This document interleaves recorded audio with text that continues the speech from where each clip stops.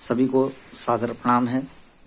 लोकतंत्र के इस महान पर्व में आज सभी लोगों ने जो शहर की हमारी सरकार कहलाती है उसमें अपना मतदान किया हुआ है।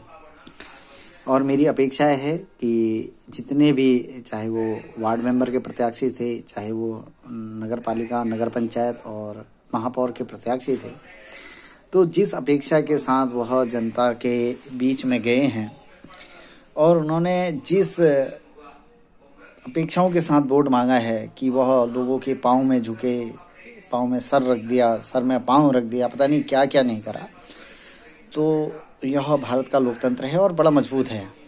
आपको जनता यह जो है बड़ी अपेक्षाओं के साथ आप कुर्सी में बैठा रही है, अपना विश्वास, अपना हाथ काट के आपको दे रही है।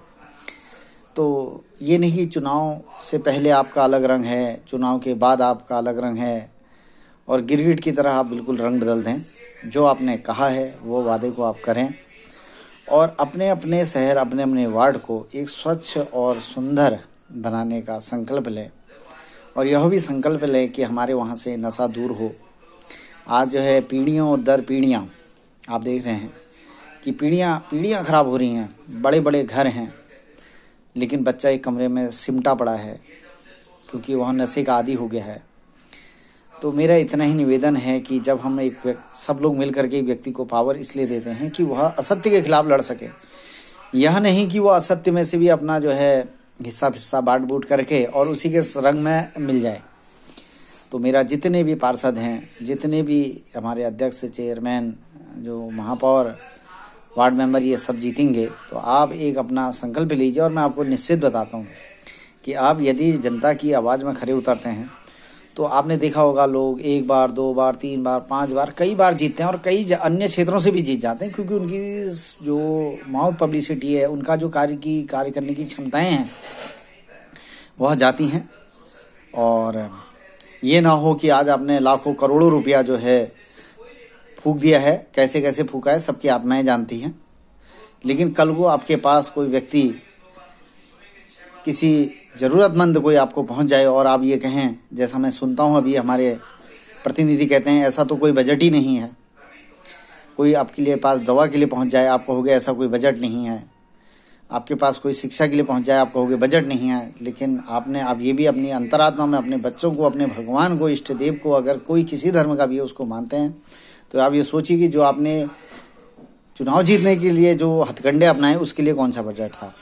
तो आपसे यही उम्मीद है कि आप बेहतरीन कार्य करेंगे और आपकी प्रशंसाएं इतनी आगे तक जाएं कि आप लोगों ने जो अपने वादा किया है सबसे प्रथम कि मैं शिक्षा के लिए कार्य करूंगा, तो अब वो शिक्षा के लिए कार्य हर व्यक्ति, प्रत्याशी ने किया, चाहे वो निर्दलीय था, किसी भी पार्टी से संबंधित था, वार्ड का मेंबर भी था। तो आप लोग सभी शिक्षा, स्वास्थ्य और नशा मुक्ति और सुरक्षा, इन सारी चीज़ों को लेकर के कार्य करेंगे।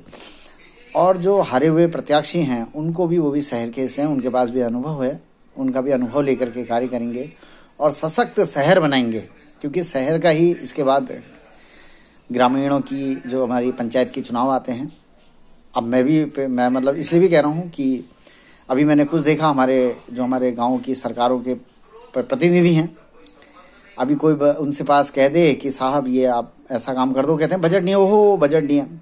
अब आप देख होंगे लाखों करोड़ों रुपया लोगों ने किस चीज़ में, अरे भैया आप अच्छा करेंगे। हमने ऐसे भी प्रतिनिधि देखे हैं कि जिन्होंने अच्छे काम के लिए 5 साल खर्च किया तो जनता ने उनको बिना खर्चे के प्रतिनिधित्व तो दोबारा दिया है। तो आपने अब अच्छे काम यहाँ से शुरू करने हैं और निश्चित आपकी सफलता होगी। अच्छी उम्मीद के साथ जय भारत, जय उत्तराखंड। धन्यवाद। आप सभी का अपना, मैं एक जैसा आप माने, डॉक्टर संजय सुनाल, आपका छोटा बड़ा भाई। धन्यवाद।